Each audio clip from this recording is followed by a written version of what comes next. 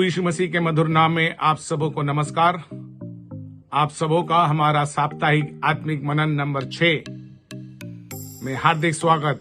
जैसे हम ध्यान कर रहे हैं सदैव आगे बढ़ना पार्ट 3। पिछले सप्ताह हमने निर्णय शब्द पर मनन किया था। निर्णय या संकल्प के बिना हम कभी आगे नहीं बढ़ सकते।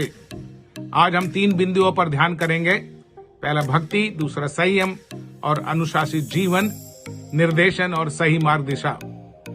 भक्ति के लिए पौलुस कहता है, मैं एक बात करता हूं, 100 या 1000 नहीं। निर्देशन मार्ग निर्दिशा के लिए वो कहता है, मैं आगे की बातों की ओर दौड़ता हुआ निशाने की ओर चला जाता हूं। अनुशासन और संयम के विषय पौलुस कहता है, पहला कुरिन्थियों 9:24 से 27 में, मैं इसी रीति से दौड़ता हूं, लक्ष्यहीन नहीं। मैं अपनी देह को मारता कूटता और अपने वश में लाता हूं और इस प्रकार आगे बढ़ता हूं। सदैव आगे बढ़ने के प्रथम भाग में हमने देखा था कि कंगारू या कैंगरू कैसे सदैव कूदता हुआ आगे बढ़ता है। दूसरे भाग में हमने देखा कछुआ टोटोइस अपनी गर्दन बाहर निकालकर कैसे आगे की ओर बढ़ता है, प्रगति करता है। आज हम हाथी एलिफेंट के जीवन से कुछ बातें सीखेंगे। हाथी अपनी सतर्कता, एकाग्रता, साहस और कठिन परिश्रम के द्वारा आगे बढ़ता है। स्वाभाविक तौर पर हाथी शीघ्र झुंझलाता नहीं।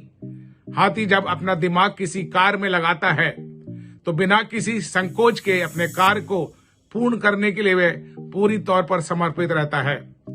आज बाइबल में से मैं एक ऐसे पात्र को आपके सामने लाना चाहता हूं जिसका स्वभाव या कार्य करने की क्षमता कुछ हद तक हाथी के स्वभाव के समान ही थी।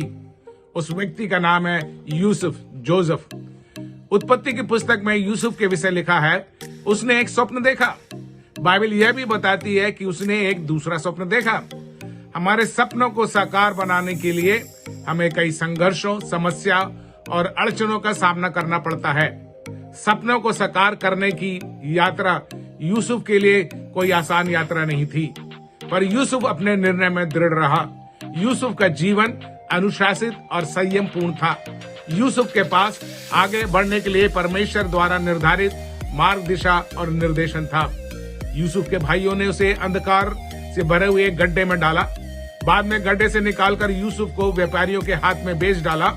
उसके स्वामी की पत्नी ने उसके चरित्र पर झूठा दोषारोपण लगाया। पत्नी के बहकावे में आकर पोतीफर ने उसे कैद गृह में डाल दिया।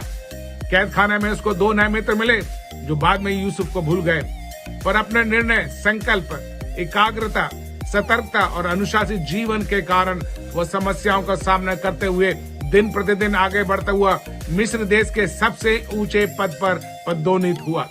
यूसुफ के समान हम भी संघर्ष, समस्या, अड़चनों और चुनौतियों का सामना करते हुए सदैव आगे बढ़ सकते हैं। हाथी जब जाता है तो कुत्ते उस पर भौंकते हैं। हाथी कुत्तों की भौंक को सुनकर ना तो रुकता है और ना उनसे विवाद करता है और ना उनसे लड़ने के लिए अपना समय बर्बाद करता।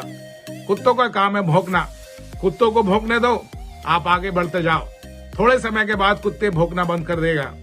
आप भी हाथी की सतर्कता, एकाग्रता, संकल्प के समान आगे बढ़ सकते हैं।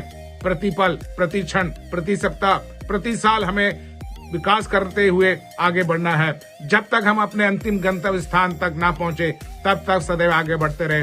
प्रभु इस जीवन यात्रा में आपकी सहायता करे और सफलता दे। प्रभु ने चाहा तो अगले सप्ताह फिर इसी समय आपसे मुलाकात होगी। धन्यवाद। प्रभु आशीष दे।